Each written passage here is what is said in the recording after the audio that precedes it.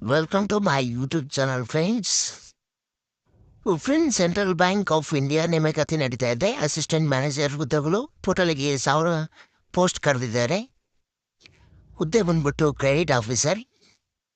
ನೀವು ಜಾಬಲ್ಲಿ ಏನಾದರೂ ಸೆಲೆಕ್ಟ್ ಆಯಿತು ಅಂತ ಹೇಳಿದ್ರೆ ಇಡೀ ಇಂಡಿಯಾದಲ್ಲಿ ಎಲ್ಲಿ ಬೇಕಾದ್ರೆ ನಿಮಗೆ ಪೋಸ್ಟಿಂಗ್ ಹಾಕ್ಕೊಡ್ತಾರೆ.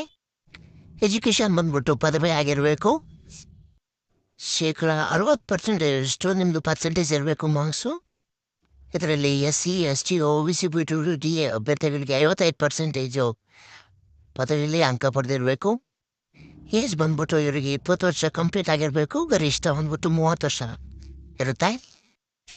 ವಯೋಮಿತಿ ಸಡಲಿಕೆ ಬಂದ್ಬಿಟ್ಟು ಪರಿಶಿಷ್ಟ ಜಾತಿ ಪರಿಶಿಷ್ಟ ಪಂಗಡ ಅಭ್ಯರ್ಥಿಗಳಿಗೆ 5 ವರ್ಷ, OBC ಅಭ್ಯರ್ಥಿಗಳಿಗೆ 3 ವರ್ಷ, PWD ಅಭ್ಯರ್ಥಿಗಳಿಗೆ 10 ವರ್ಷ ಇರುತ್ತೆ.